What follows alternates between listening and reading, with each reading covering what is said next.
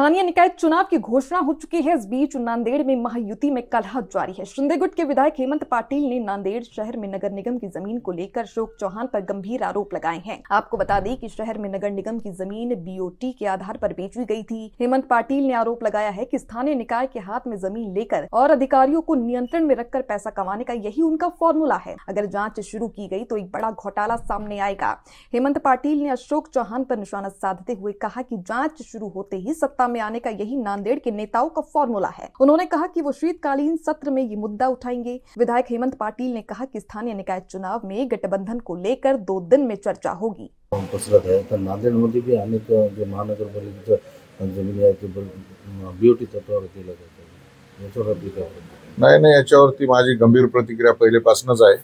नांदेड शहरामधलं जिल्हा परिषदेचं कुस्त्याचं मैदान असेल तिथं शॉपिंग कॉम्प्लेक्स झालेलं आहे।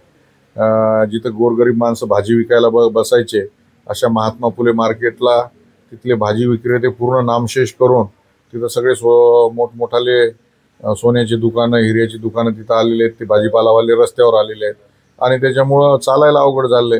कला मंदिर गेल्या 60 वर्षापासनं मोठे मोठे बालगंधर्वापासनं तर सगळी मोठी नाटक करणारी मंडळी तिथे येऊन गेली। ते संपून टाकण्यात आलेलं आहे।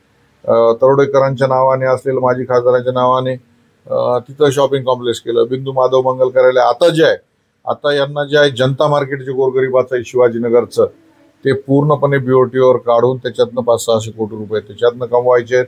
आमच्या तरुण नाक्याला मोठा एक भूखंड जिल्हा परिषदचा होता। तिथं ऑलरेडी अनाधिकृत एक बिल्डिंग ॲडजस्टमेंट करून बांधण्यात आलेली आहे आणि आता तो 3 एकरचा तोही भूखंड वळकवायचा आहे। जिल्हा परिषदची जी इमारत आहे ती बीओटीवर द्यायची आहे। कोर्ट कवठ्याला नेलेला आहे।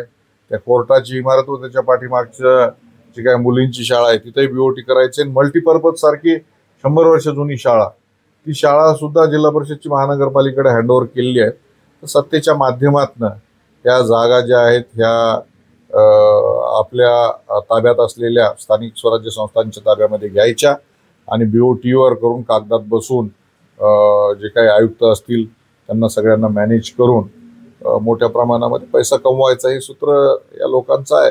आणि दुर्दैवाने नांदेडकर जनतेला कधी या संदर्भामध्ये जाग येईल मला माहीत नाही, परंतु गेल्या अनेक वर्षापासून या संदर्भामध्ये आम्ही लढत आहोत। नांदेडमधल्या सार्वजनिक वापराच्या जागा लोकांना विकायच्या आणि आजूबाजूच्या खेड्यातल्या लोकांवर परत आरक्षण टाकायचे, परत त्यांच्या जमिनी घ्यायच्या। आता कवठा परिसरातली आसर्जन आसदवन जवळपास 40 एकर जमीन गोरगरिबांची मातीमोल भावाने घेतली। आता तिथं कोर्ट उभं केलं। आता इथं जे कोर्ट आहे हे एकदम प्राईम आहे, तर त्यातनं शेकडो कोटी रुपये कमवायचे। हा जर घोटाळा खरंच चौकशी केली तर हा फार मोठा घोटाळा आहे, परंतु नेमकी चौकशी लागली की सत्तेमध्ये येऊन बसायचं हे इथलं राजकारण्यांचं सूत्र आहे आणि त्यामुळं आता ते देवत जाणे किंवा कधी चौकशा होतील आणि कधी सत्य बाहेर येईल। परंतु जनतेचं जे कोर्ट आहे ते कोर्ट सगळ्यात मोठं आहे। या कोर्टामध्ये आम्ही जाऊ आणि जनतेच्या समोर आणून देऊ। अशा पद्धतीनं नांदेड जिल्ह्यातल्या सगळ्या सार्वजनिक हिताच्या जागा काही माहेश्वरी आणि कोणतरी बिल्डर येतात आणि अशा पद्धतीने ते जागा घेतात, शेकडो कोटी रुपये कमवतात। भाजीपालेवाले असतील, हॉकर्स असतील, रस्त्यावर काम करणारे लोक असतील, ते पहिलेपासून विस्थापित गरीब आहेत आणि या गरिबांना रस्त्यावरच परत आपण सोडताय। ही पद्धत अत्यंत वाईट आहे। या संदर्भामध्ये कधीच आम्ही शांत बसणार नाही।